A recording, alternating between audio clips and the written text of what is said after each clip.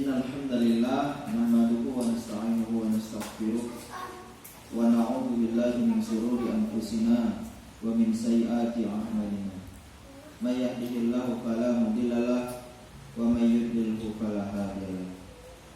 Asyhadu an la ilaha illallah wa asyhadu anna Muhammadan abduhu wa rasuluh. Faqala Allah ta'ala fil Qur'anil Karim, a'udzu billahi minasy syaithanir rajim. Bismillahirrahmanirrahim.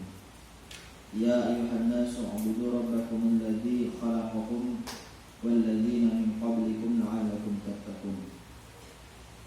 Wa qala ayat wa ma khalaqtul jinna wal insana illa liya'budun. Santriwan-santriwati sekalian, pada kesempatan malam hari ini yang insyaallah diberkahi oleh Allah Subhanahu wa taala, marilah bersama-sama kita ucapkan rasa syukur kita kepada Allah karena telah mengizinkan kita, telah memberikan kita kesehatan jasmani maupun rohani, yang telah menanamkan iman di dalam hati kita sehingga kita bisa merasakan nikmatnya beriman dan bertakwa kepada Allah Subhanahu wa taala.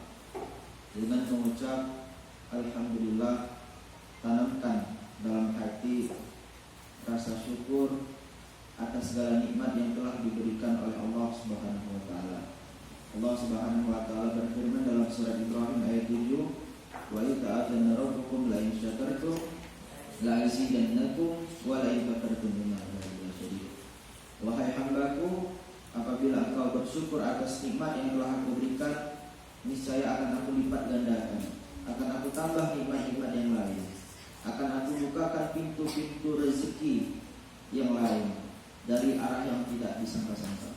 Min haitsu la yahtasib. Kemudian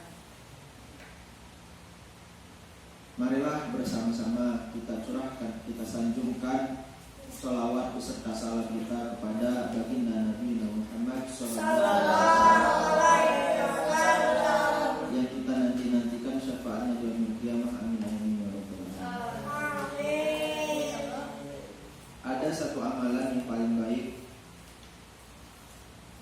di malam Jumat dan di hari Jumat. Hari ini masih hari Jumat ya.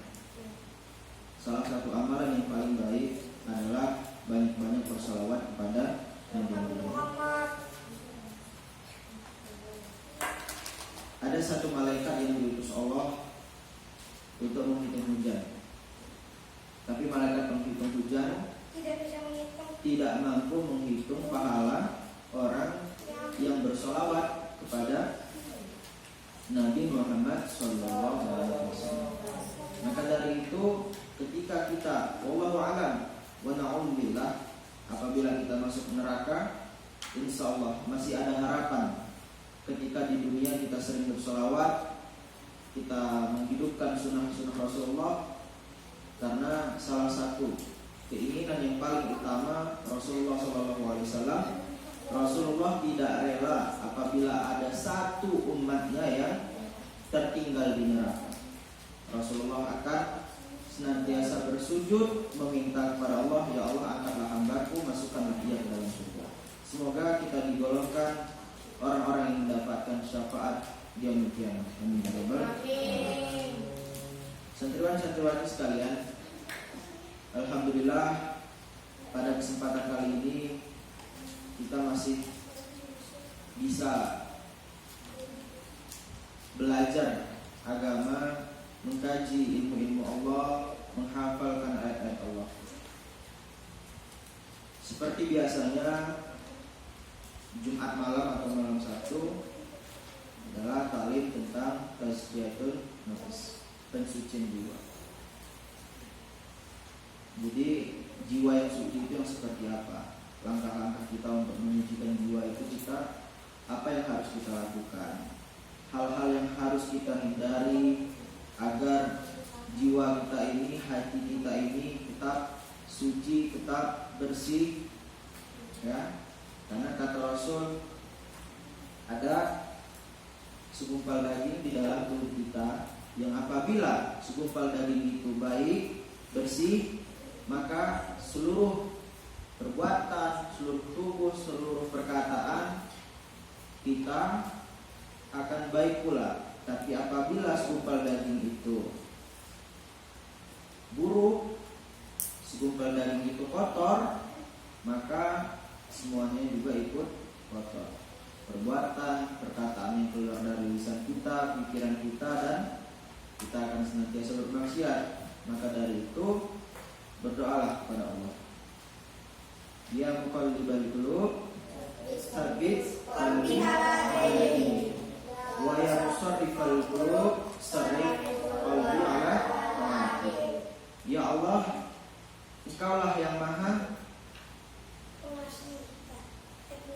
pembolak-balik hati, maka tetapkanlah hatiku dalam agamamu ya Allah. Tetapkan hati ini dalam keistiqomahan, ketaatan kepadamu. Maka banyak-banyak doa, ya Allah, sucikan hati saya ini, bersihkan hati saya ini, supaya perkataan, perbuatan, dan apa yang kita lakukan semuanya itu insya Allah menjadi sebuah amal ibadah, amal perbuatan yang soleh, yang mendapatkan pahala, mendapatkan derajat dari sisi Allah Subhanahu wa Ta'ala, sehingga kita bisa mencapai surganya Allah Subhanahu wa Ta'ala. Allah Subhanahu wa Ta'ala berfirman dalam surat Az-Zariyat ayat 56.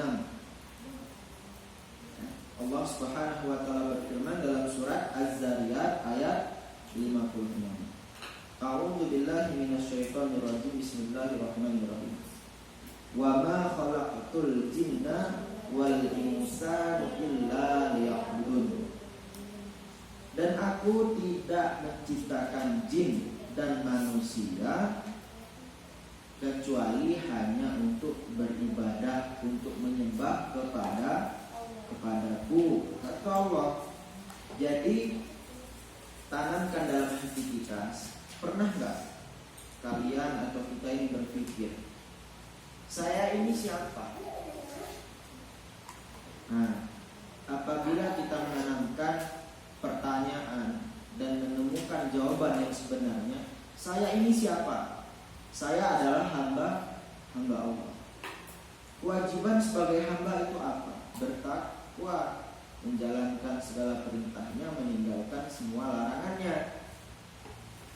Ketika kita berpikir saya ini hamba Allah, maka insya Allah kita akan senantiasa berada dalam keistiqomahan untuk taat kepada Allah Subhanahu wa Ta'ala. Lalu kita berpikir lagi, tanamkan lagi di dalam hati kita, tugas saya sebagai hamba itu apa? Tugas saya sebagai hamba adalah hanya beribadah kepadanya. Diterima atau tidak diterima, semuanya terserah Allah Subhanahu wa Ta'ala. Apa kewajiban kita sebagai hamba Allah? Kewajiban kita sebagai hamba Allah adalah beribadah dan menyembah kepada Allah. Dasarnya adalah takwa. Apa itu takwa? Takwa adalah menjalankan perintahnya, meninggalkan larangannya, mengerjakan yang halal, mengerjakan yang mubah, mengerjakan yang sunnah, meninggalkan yang subhat, meninggalkan yang haram,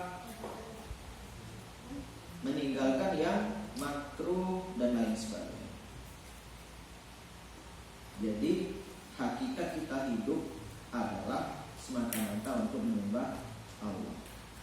Itu tadi ya. Dalilnya apa? Dalilnya dalam surat Az-Zariyat ayat 56. Wa ma khalaqtul jinna wal insa illa liya'budun. Tidaklah aku ciptakan jin dan manusia kecuali hanya untuk beribadah kepadaku. Kita ini siapa? Kita hamba Allah. Tugas kita sebagai hamba adalah beribadah, bertakwa kepadanya. Nah, tujuan kita hidup itu apa?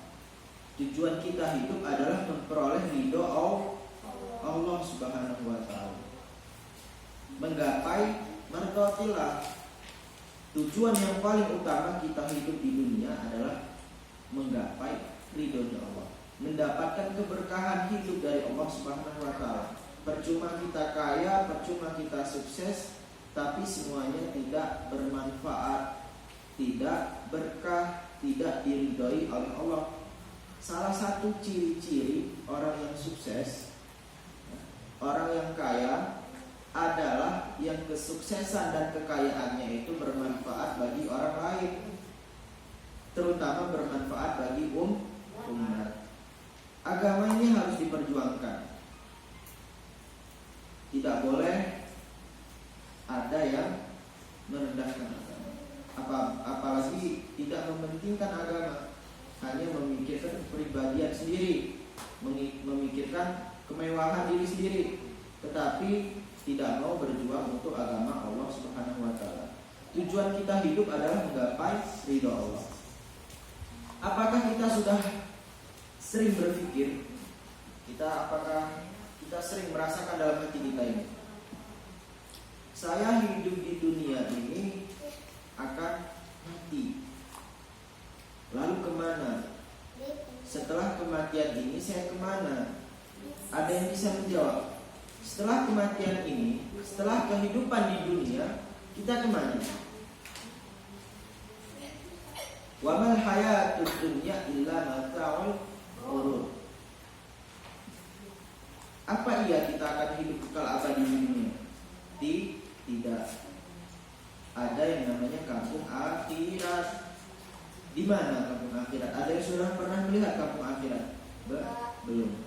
Makanya harus yakin, seyakin-yakinnya kepada Allah Subhanahu wa taala bahwasanya akan datang hari kiamat itu nanti.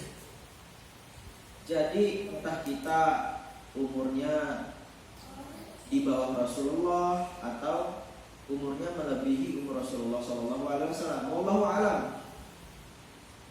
Tetapi kehidupan dunia hanya sementara. Kehidupan dunia diibaratkan kita itu mampir cari minum, habis minum jalan lagi. Itu adalah kehidupan di dunia. Jadi kehidupan yang sebenar-benarnya adalah akhirat. Saya ini hamba Allah, tugas saya hanya beribadah. Tujuan hidup saya menggapai ridha Allah, mendapatkan keberkahan dari Allah. Setelah kehidupan di dunia, ada kehidupan di akhirat. Maka apa yang harus saya siapkan untuk hidup di akhirat? Apakah saya harus sering bermaksiat, atau saya harus sering melakukan amal soleh, melakukan hal-hal yang baik, tidak meninggalkan sholat, tidak meninggalkan tahajud, sering bersedekah, sering infak, sering menolong orang lain, dan tidak pernah mengganggu orang lain, dan lain sebagainya. Kebaikan-kebaikan yang lain dilakukan, dan keburukan-keburukan yang sudah jelas dan nampak di hadapan kita itu kita tinggalkan. Atau kita melihat sebuah keburukan-keburukan yang ada di sekitar kita, maka tugas kita sebagai umat, tugas kita sebagai hamba Allah, saudara sesama muslim adalah mengingatkan, membenarkan yang salah, meluruskan yang belum lurus. Apabila itu salah, maka harus kita ingatkan. Itu adalah kewajiban kita sebagai muslim. Apa kata Rasulullah SAW apabila kita melihat suatu kemungkaran atau keburukan yang ada di sekitar kita? Idza ra'aitum munkaran falyughayyirhu biyadikum. Langkah yang harus kita lakukan adalah apabila kita melihat sebuah kemungkaran, maka kita harus merubahnya dengan tangan kita. Maksud dari tangan ini apabila kita punya kekuasaan, apabila kita punya kewenangan di dalam hal itu, kita menjadi seorang pemimpin di lingkungan sekitar atau di provinsi atau di kabupaten dan lain-lain sebagainya. Maka apabila kita melihat suatu keburukan, kemungkaran yang bertentangan dengan agama kita, maka kewajiban kita adalah merubahnya, memperbaikinya.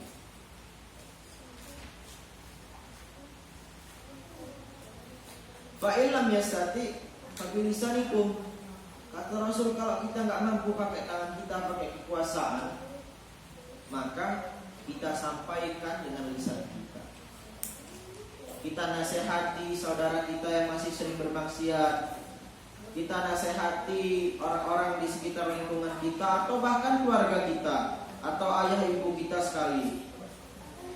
Walau orang tua kita sekalipun, kalau berada di jalan yang salah, maka kewajiban kita sebagai anak, kewajiban kita sebagai sesama muslim, sesama hambanya Allah adalah mengingatkan dan mengajak kepada kebaikan.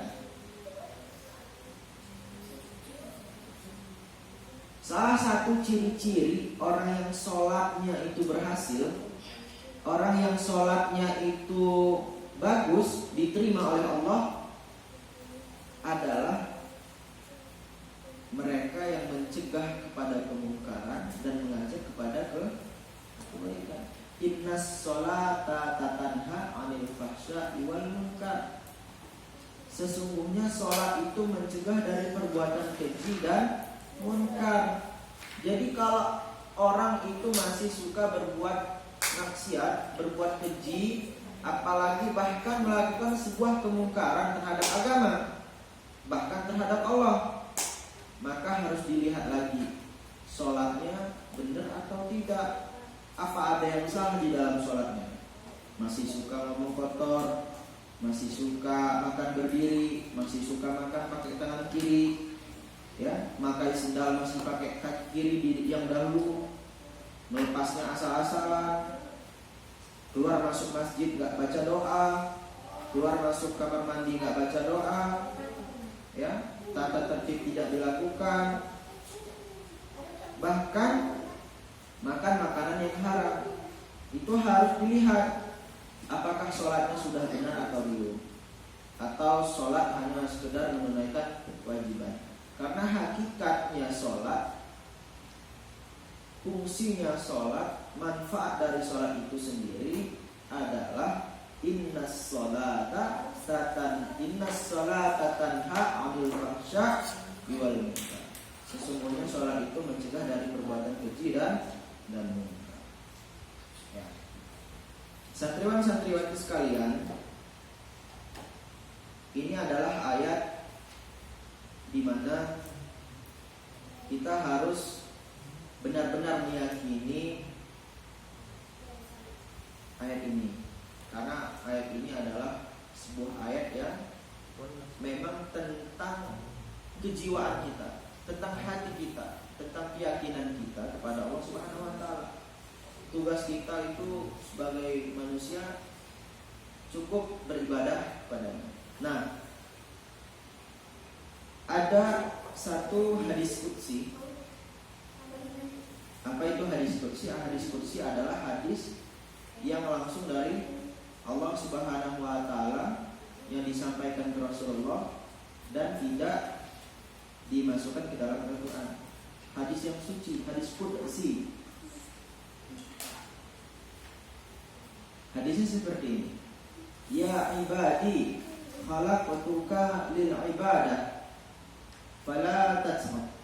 Wahai hambaku, wahai umat manusia, kata Allah, khalaqtuka lil ibadah. Aku ciptakan kamu untuk beribadah, bukan yang lain-lain. Hanya untuk beribadah, kata Allah Subhanahu wa taala. Fala tal'ab. Maka jangan kamu bermain-main dalam ibadah. Maka kamu jangan mainkan ibadah. Sholat yang benar, ya. Belajar yang benar, kata Rasul. Itu Allah langsung yang sampaikan. Ya ibadi khalaqtuka lil ibadah fala tal'ab. Wahai hambaku, aku ciptakan kamu untuk beribadah, maka jangan main-main kamu dalam ibadah. Karena kalau kita main-main dalam ibadah akan merusak hakikat ibadah itu sendiri. Akan merusak ibadah itu menjadi ibadah yang tidak bakal diterima oleh Allah. Wa qasamtu rizquka fala tas'ab. Dan aku bagikan rezeki